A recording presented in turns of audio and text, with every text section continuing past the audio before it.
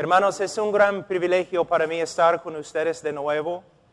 Yo venía al Perú pensando que iba a enseñar un grupito de hermanos y parece que el grupito ha crecido un poco, pero gloria a Dios.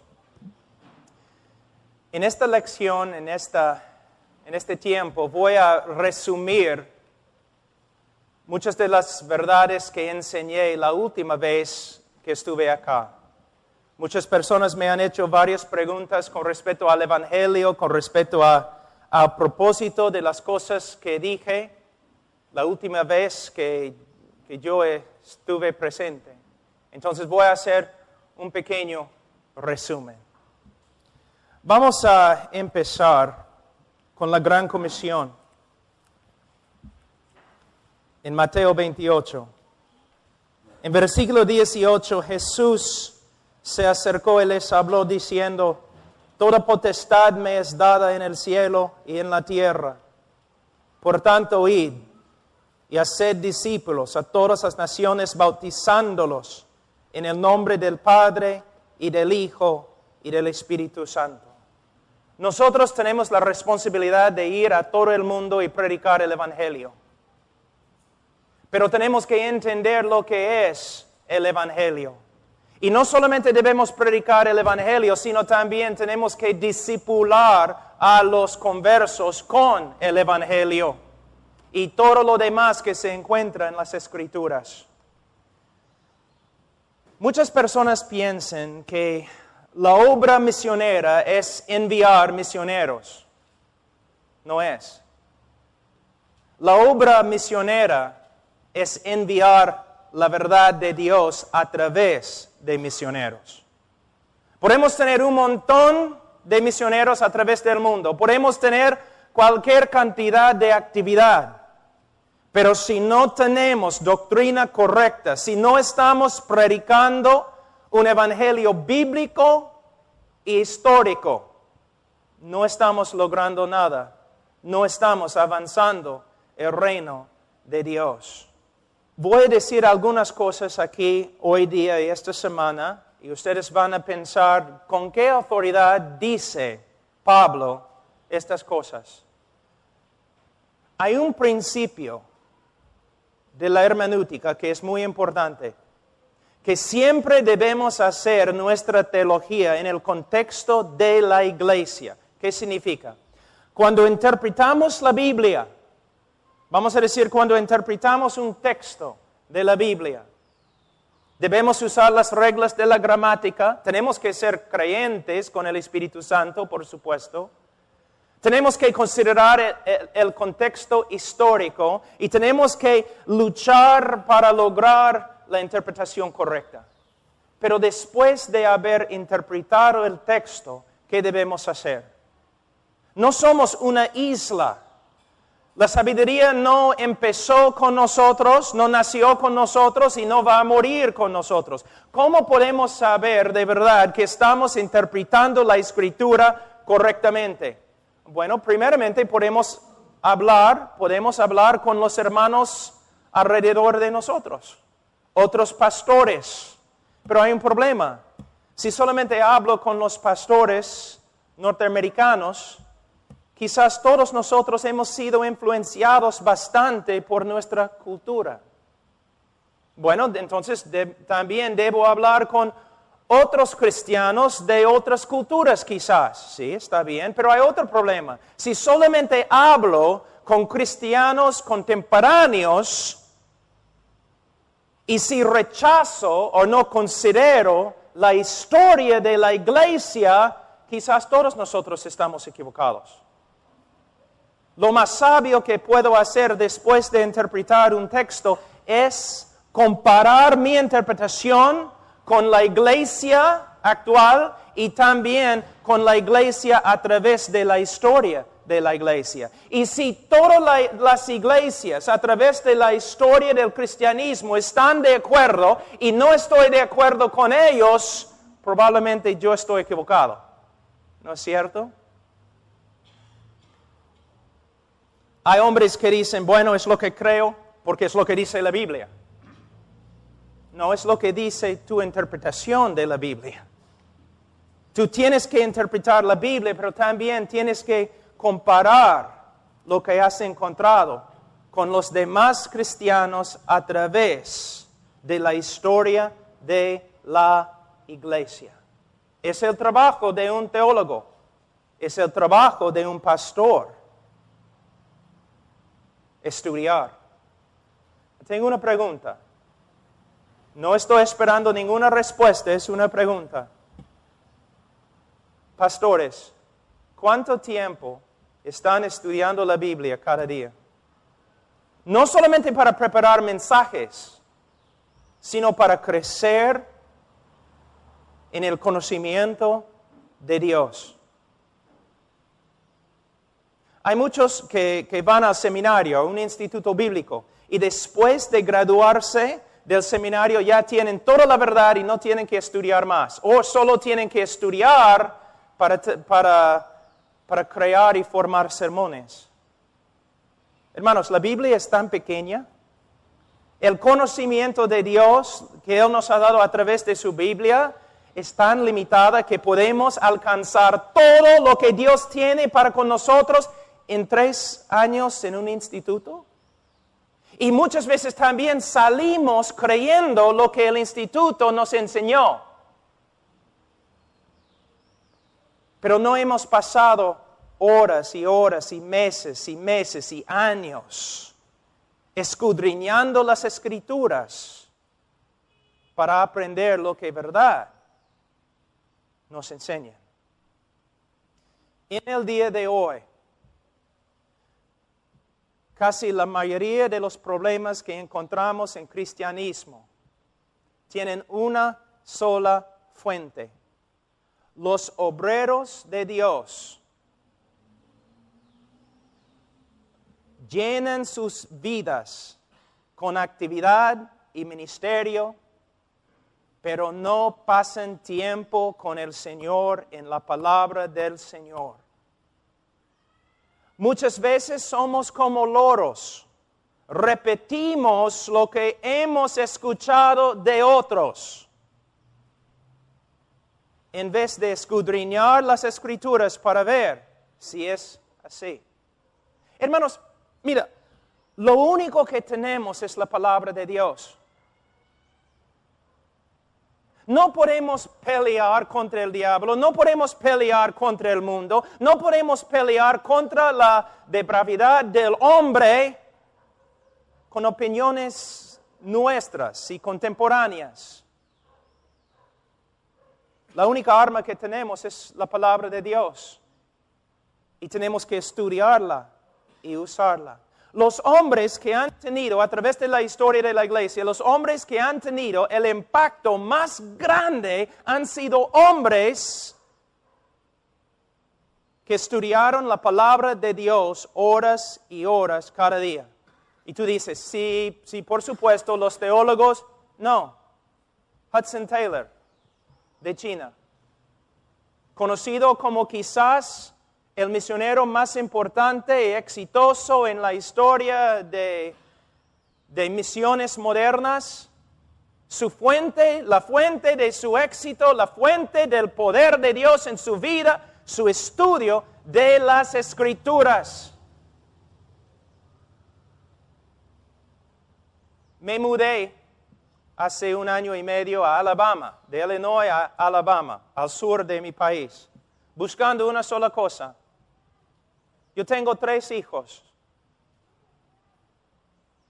Su necesidad más grande es la verdad de Dios.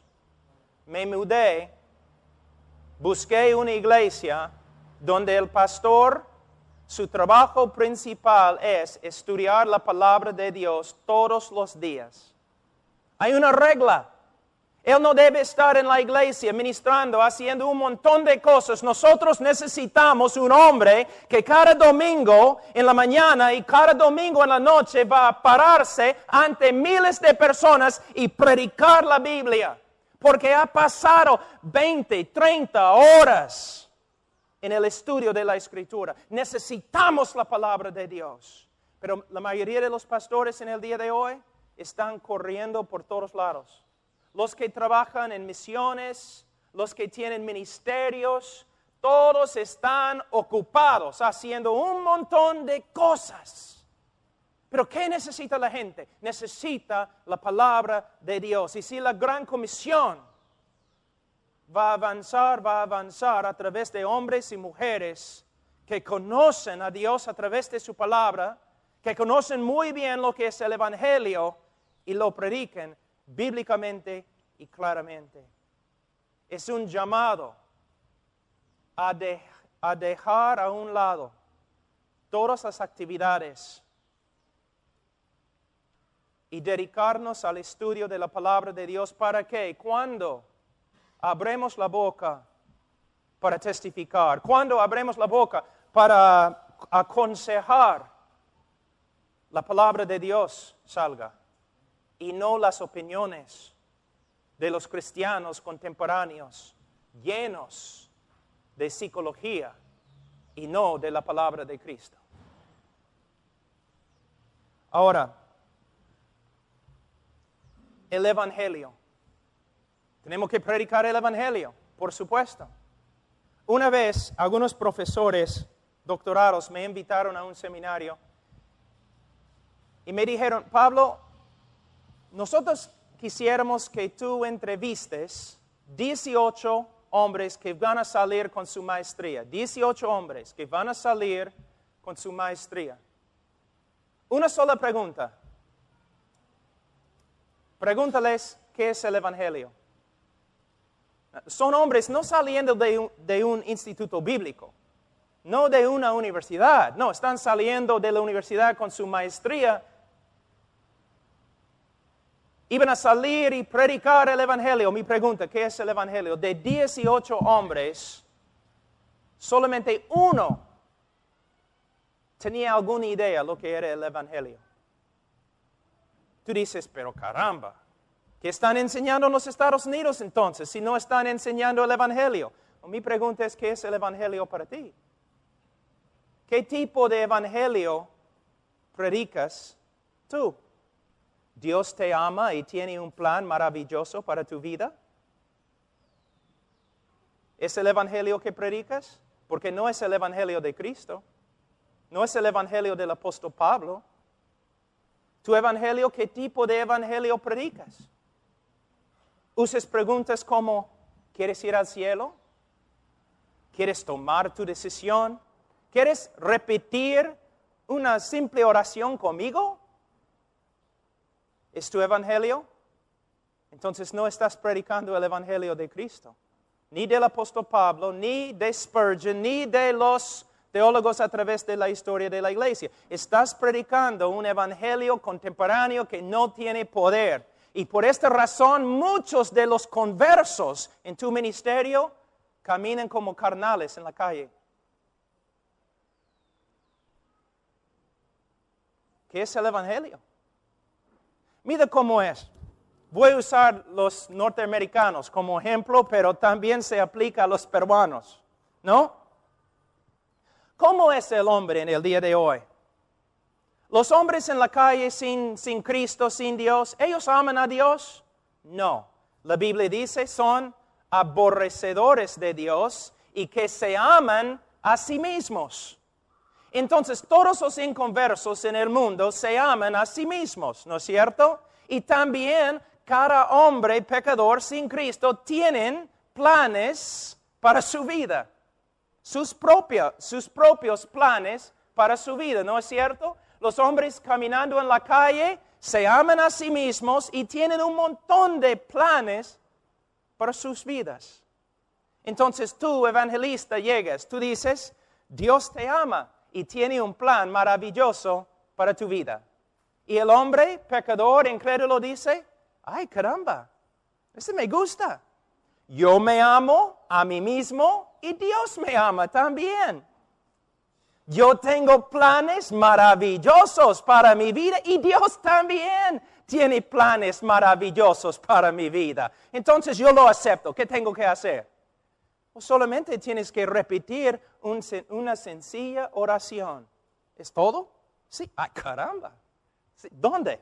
Ya, yo voy a repetir la oración. Vamos. Ese no es el Evangelio. no tiene nada que ver con el Evangelio, no se encuentra en la historia de la iglesia. Es una cosa que básicamente proviene de los Estados Unidos, del siglo pasado. Una creencia fácil. Un evangelismo superficial. En vez de decir a la gente, en vez de proclamar el Evangelio, en vez de clamar, el hombre tiene que arrepentirse y creer, nosotros simplemente decimos, ¿quieres tomar tu decisión? Solamente demora 5 minutos. ¿Quieres recibir a Cristo? Cristo vino a Israel. Dice, el tiempo se ha cumplido, el reino de Dios se ha acercado. ¿Quién quiere pedir que yo entre en su corazón? No. Por eso, arrepentíos y creed el Evangelio. Hemos tomado el glorioso Evangelio de Dios y lo hemos reducido a un rito. Aquí en Perú, la mayoría se cree salvo, ¿por qué? Porque fue bautizado como niño, ¿no es cierto? La mayoría de los católicos, yo soy salvo, ¿por qué? Yo fui bautizado como niño. Y los evangélicos dicen, ¡qué herejía! Pero los evangélicos son igual. Nosotros a veces somos iguales. ¿Vas a ir al cielo? Sí. ¿Por qué? Tomé mi decisión. Oré para que Cristo entrara en mi corazón. De nuevo, tal lenguaje no se encuentra en la Biblia, tampoco se encuentra en la historia de la iglesia, tampoco se encuentra en las prédicas de los hombres que nosotros mismos reconocemos como los grandes evangelistas. He tomado mi decisión. La mayoría de las personas están confiando en una decisión y la sinceridad que tenían cuando tomaron su decisión, en vez de confiar en Cristo y mirar a Cristo. Otro problema de que hablé la última vez, la idea de qué es un creyente. ¿Qué es un creyente? ¿Cómo debe portarse un creyente? La Iglesia Católica asume, fíjate, la Iglesia Católica asume que todos sus seguidores son creyentes. Todos los que son católicos son creyentes, son salvos. Nosotros hacemos lo mismo. Todas las personas que han tomado una decisión con nosotros, nosotros decimos creyente. Y si vive en carnalidad, en el mundo, decimos que es simplemente un cristiano carnal. Y usamos un solo texto en la Biblia, en 1 Corintios 3, para justificar lo que decimos. Sí, es un creyente, vive como el diablo, pero es hijo de Dios. ¿Por qué? Hizo su decisión conmigo. En la Biblia, en la historia de la iglesia, uno puede tener la confianza de que es cristiano, no simplemente porque hizo su decisión, sino la Biblia dice, el que comenzó en nosotros la buena obra la perfeccionará. Y la evidencia de que somos creyentes es el fruto que llevamos. ¿El cristiano peca? Sí. ¿El cristiano lucha contra el pecado? Sí. ¿Un cristiano verdadero puede caer? Sí. ¿Un cristiano verdadero puede vivir en carnalidad toda su vida sin la disciplina del Señor? Absolutamente que no.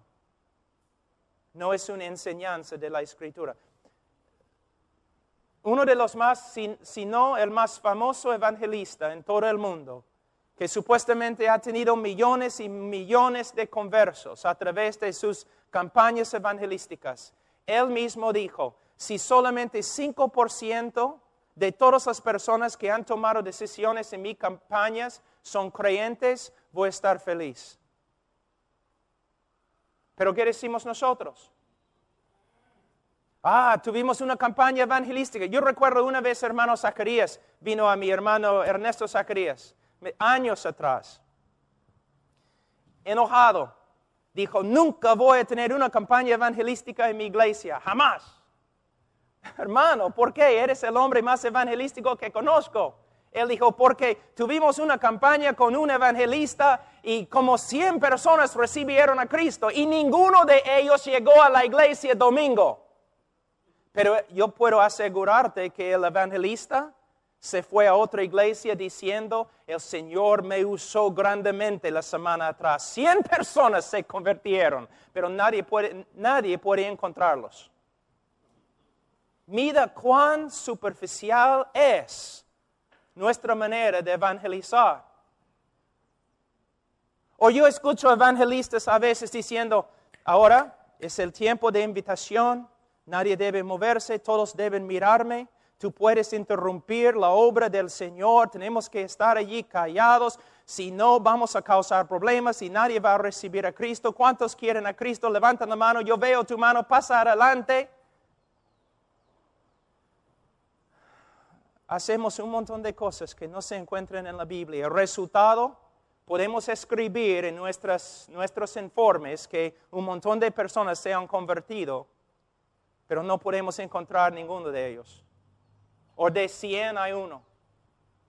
O como pastores, nosotros decimos, ¿quién quiere recibir a Cristo? Una persona levanta la mano, pasa adelante y sin aconsejar, o después de aconsejar 5 minutos, decimos a toda la congregación, hermanos, mira, un nuevo hermano. ¿Cómo lo sabes? ¿El Señor ha hablado contigo personalmente?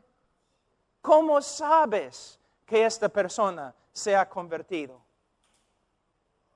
Después de aconsejar a la persona 5 minutos, como el Papa, lo declaramos salvo y jamás hablamos con él,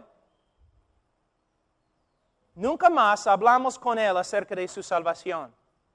Y si sale y vive como el diablo, decimos, mira, eres cristiano, debes vivir de otra forma. ¿No sería mejor, si una persona pasa adelante, no sería mejor decir, gloria a Dios, parece que el Señor está obrando? He hablado algunos minutos con nuestro amigo aquí y él ha confesado a Cristo como su Señor y Salvador. Si de verdad ha creído en Cristo, es salvo. Pero en esta iglesia nosotros amamos a los almas. Entonces vamos a aconsejar, vamos a pasar tiempo con él, vamos a pasar por el libro de 1 de Juan, vamos a estar hablando, aconsejando, enseñando a esta persona para que venga a una seguridad bíblica de su salvación. Es una diferencia entre un ministerio superficial y un ministerio bíblico. El mero hecho que un hombre ha levantado la mano no significa nada. El mero hecho que una persona ha tomado una decisión no significa nada. Mira cómo hacemos el evangelio en el día de hoy. Hay un incrédulo y queremos testificarle, ¿no? Señor, ¿te das cuenta que eres pecador? Si él dice sí, entonces la segunda pregunta, ¿quieres ir al cielo? Si él dice sí, entonces tercera pregunta, ¿quieres orar y pedir a Cristo que entre en tu corazón? Si él dice sí, entonces oramos y él repite nuestra oración y después preguntamos, ¿fuiste sincero cuando oraste? Y si él dice, creo, entonces eres salvo. Y si el hombre dice, pero no estoy seguro, nosotros decimos, por supuesto eres salvo porque Cristo ha prometido, si le pides, Él va a entrar en tu corazón, tú le has pedido, Él ha entrado. Por fe tienes que creer que has creído. pregunta es el Evangelio. Vamos a examinar un ratito. Señor, ¿sabes que eres pecador? Si Él dice sí, no necesariamente significa nada. Pregunta al diablo si sabe si es pecador. Señor diablo, ¿eres pecador? Soy el mejor pecador, el peor pecador.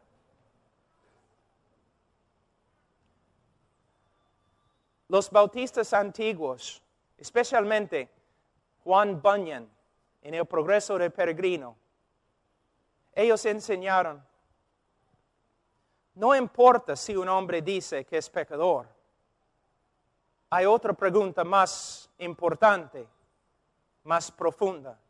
Señor, desde que has escuchado el Evangelio, el Señor ha obrado en tu corazón de tal forma que el pecado que antes amaste, ahora aborreces. Dios ha hecho algo en tu corazón, Señor. Hay arrepentimiento. Ahora ves el pecado de una forma diferente. El pecado que antes amaste, ahora puedes decir que Dios ha obrado en tu corazón para que ahora aborrezcas este mismo pecado. Una obra sobrenatural del Espíritu Santo obrando en el corazón de un hombre muerto. Una resurrección, algo que un evangelista no puede manipular. Una obra que no requiere canciones especiales o luces bajas. Señor, ¿qué ha hecho Dios a ti? ¿Te ha dado un corazón nuevo? ¿Un corazón que tiene vergüenza del pecado? ¿Un corazón quebrantado? ¿Un corazón ahora que aborrece el pecado que antes amó? Si una persona dice, sí, soy pecador, preguntamos, ¿quieres ir al cielo? ¿Y quién no? Una vez una persona te ha dicho, no, me gustaría ir al infierno. Hermanos, todos quieren ir al cielo. Todas las teorías del gobierno, teorías económicas, sociales, tienen que ver con el deseo del hombre de ir al cielo. Hermanos, en las Filipinas, en las islas, allí en Asia, una vez yo estaba ahí y después de cosechar el arroz, los campesinos también en el norte acá, ¿no? Especialmente en la selva, departamento Amazonas, cuando cosechan el arroz, ¿qué hacen? Prenden fuego al campo, ¿no es cierto? Van a quemar todo el campo. ¿Y qué pasa cuando el campo se quema? Las víboras salen rápidos, ¿no es cierto? Pero cuando salen todavía son víboras. No han cambiado.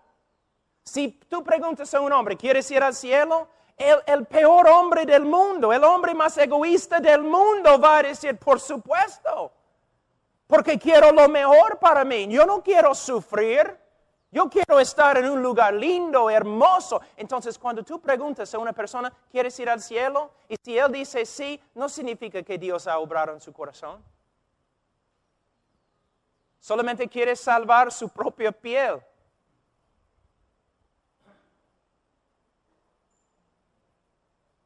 La pregunta no es, ¿quieres ir al cielo?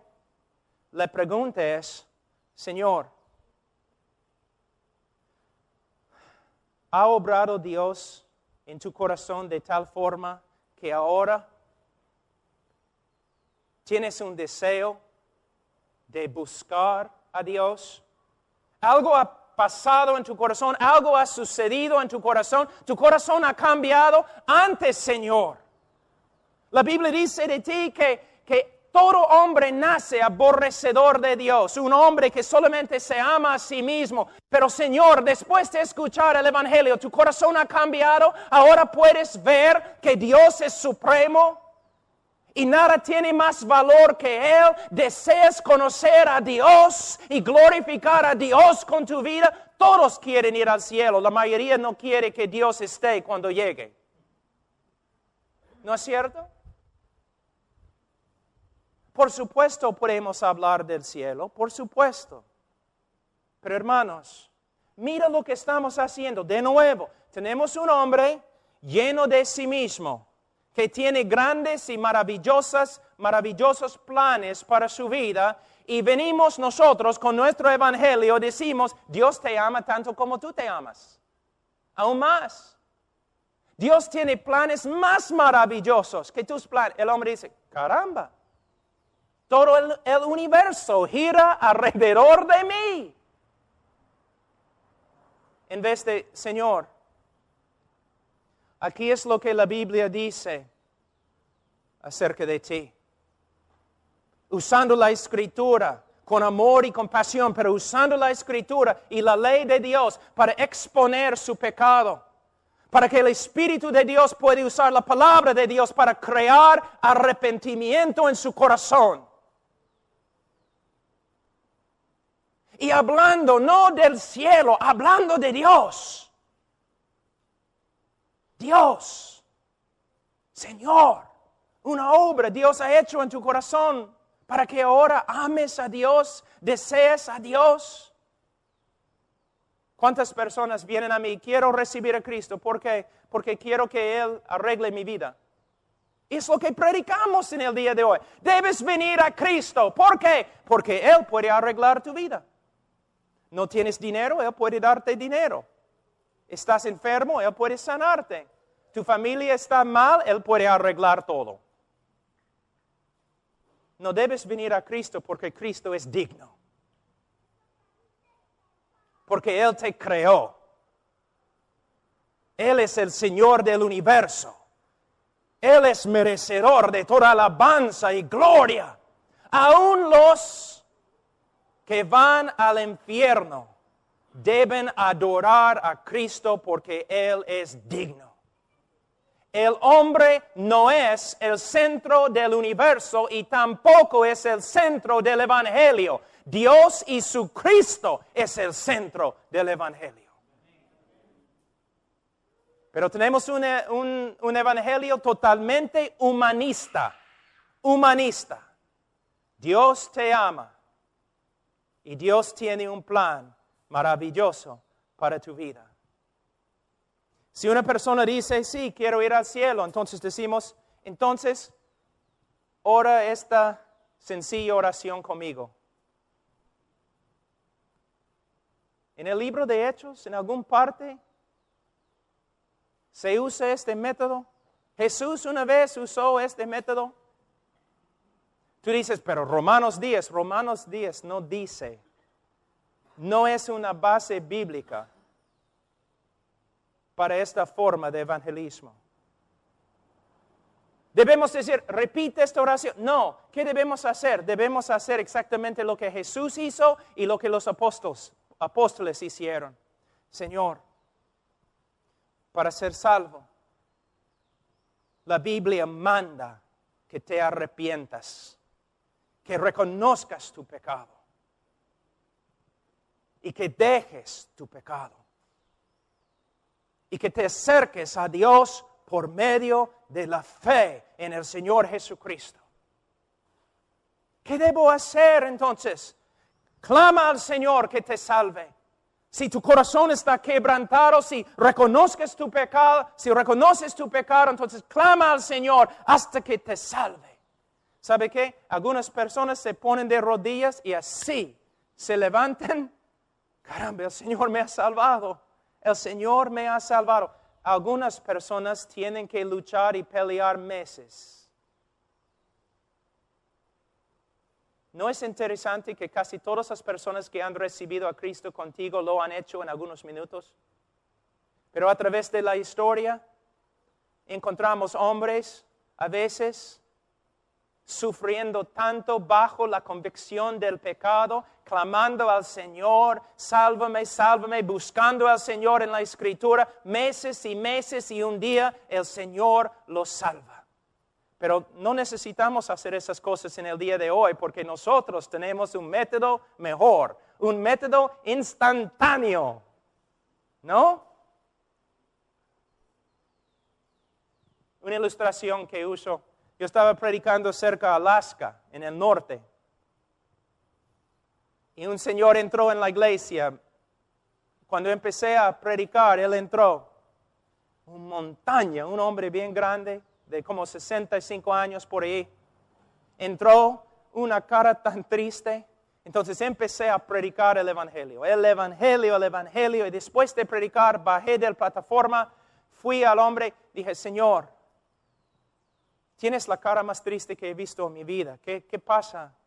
Y él sacó algunos rayos X y me dijo, acabo de venir del hospital, voy a morir en 3 semanas. El médico me dijo, tengo 3 semanas. Yo le dije, Señor, yo te prediqué el Evangelio. ¿Entendiste? Él dijo, sí, entendí. ¿Qué habrías hecho tú? Entonces, ¿quieres repetir esta oración conmigo? Pero él dijo, sí, entiendo. Un niño puede entender. ¿Pero es todo? Yo entiendo. Pero no he cambiado con respecto a mi pecado. No he cambiado, no tengo ningún deseo de seguir a Dios, solamente voy a morir. Entonces, lo único que tengo que hacer es repetir esta oración. Señor, tú tienes 3 semanas, yo tengo una noche acá y voy a regresar a los Estados Unidos.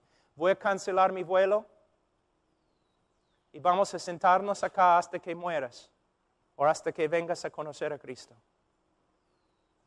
¿De dónde viene la fe? ¿De dónde? Entonces empezamos en el Antiguo Testamento. Promesa tras promesa tras promesa. Romanos 1 a 3, capítulos 1 y 3, hablando del pecado y la seriedad del pecado como una abominación ante Dios. Poco a poco, el hombre dice, sí, veo mi pecado. Soy un hombre horrible. Siempre he sido un hombre muy físico. He golpeado a otros hombres. Puedo ver mi pecado ante Dios. Ya, continuamos. Más y más y más. Promesa tras promesa. Después de algunas horas, yo le dije, Señor, una vez más, vamos a leer Juan 3:16. Y él dijo, bueno, está bien. Entonces empezó a leer así con la Biblia, ¿no? Sobre sus rodillas, leyendo, y él dijo, bueno, porque de tal manera amó Dios al. De ahí empezó así, a temblar. Oh, Pablo, mis pecados no hay. Señor, me perdonó. Me ha dado vida eterna. Voy a morir, pero no voy a morir. Voy a ir al cielo. El Señor me ha salvado. Yo le pregunté, ¿cómo sabes, Señor? Y él dijo, Pablo, ¿nunca has leído este texto? ¿Qué pasó? Yo te digo lo que pasó. Lo que no puede pasar en tu ministerio. El Espíritu Santo, después de horas y horas en la palabra de Dios, viendo la gravedad de su pecado, la grandeza de la salvación de Cristo, poco a poco el Espíritu Santo comenzó a cambiar su corazón. Una obra sobrenatural. Yo no tenía que decirle, eres salvo porque repetiste una oración. El Espíritu Santo le dijo, eres salvo. Por medio de la palabra de Dios. Si tienes un método de evangelismo, un libro que dice método de evangelismo, para mí va a la basura. Método de evangelismo. Métodos. ¿Por qué necesitamos métodos? Porque no tenemos el poder de Dios. Y no tenemos el poder de Dios porque estamos usando métodos y nos hemos olvidado de la palabra de Dios.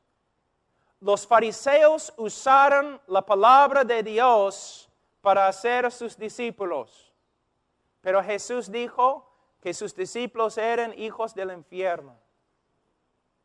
¿Cuántos de nuestros discípulos son nada más que hijos del infierno? Se dicen creyentes, pero nunca viven como creyentes.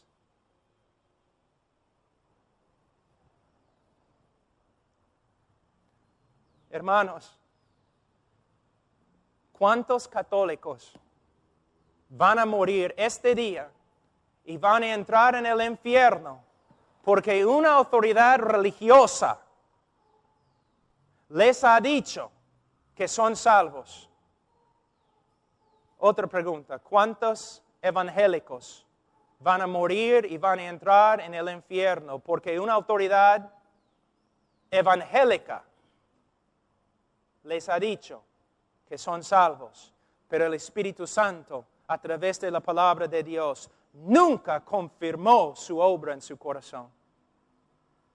¿Cuántas personas en mi propio ministerio, yo tengo que decir eso, yo tengo que ser honesto, como joven evangelista, predicando en las calles, predicando en la sierra, predicando en la selva, usando todos los métodos de evangelismo que todos me habían enseñado, los fundamentalistas, los bautistas, todos me enseñaron, tienes que hacerlo así, tienes que levantar la mano, tienes que pedir que pasen adelante, hay etapas, tienes que usar música de tal forma, tienes que aprender cómo hablarles para que tomen su decisión y todo lo que también ustedes han aprendido. Pero estudiando la Escritura y estudiando la historia de evangelismo de los hombres y predicadores más exitosos a través de la historia de la iglesia, yo veo que ellos no hacían nada de lo que hacemos en el día de hoy.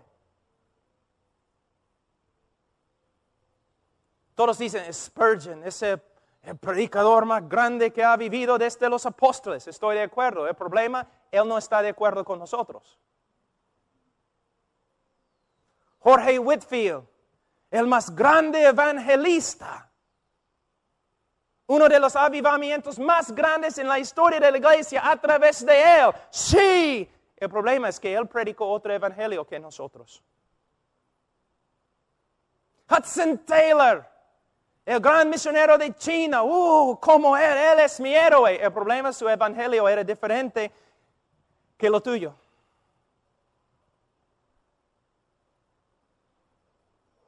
Jorge Mueller, el hombre de fe en Inglaterra, él ayudó 10,000 huérfanos. Quiero ser como él. El problema es que su evangelio no era como nuestro evangelio en el día de hoy. Guillermo Carne, el padre del movimiento misionero moderno. India. Nosotros trabajamos con la primera iglesia que él fundó en India. Quiero ser como él, pero hay un problema. Su evangelio era diferente que el evangelio que predicamos en el día de hoy. Era un evangelio basado en la palabra de Dios. Un evangelio que no podía avanzar por medio de métodos de manipulación y psicología.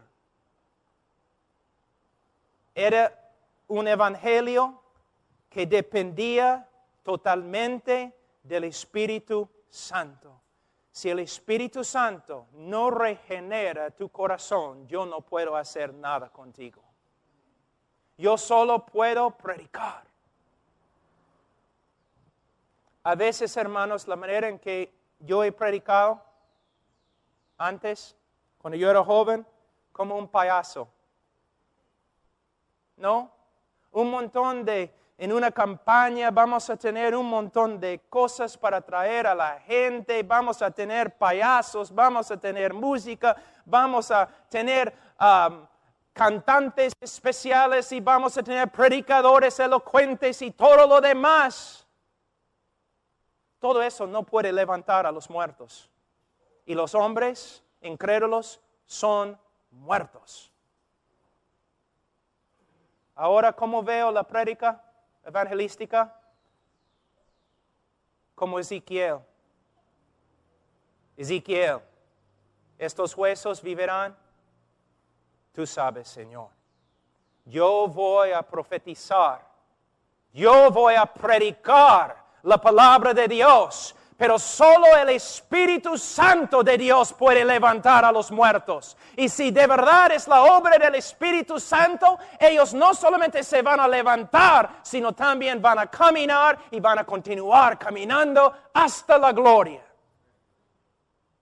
Y no vamos a tener que buscarlos tanto, porque las ovejas verdaderas oyen su voz y le siguen. En la próxima prédica voy a predicar sobre lo que es el Evangelio. Oremos, hermanos. Padre Santo, te doy gracias por este día, por los hermanos que han venido. Te doy gracias, Señor, por tu palabra. Señor, ayúdanos a entenderla. Predicar un evangelio puro, limpio, bíblico, histórico. Y Señor, use el evangelio para levantar a los muertos, para llamar tu pueblo. En el nombre de Cristo Jesús. Amén.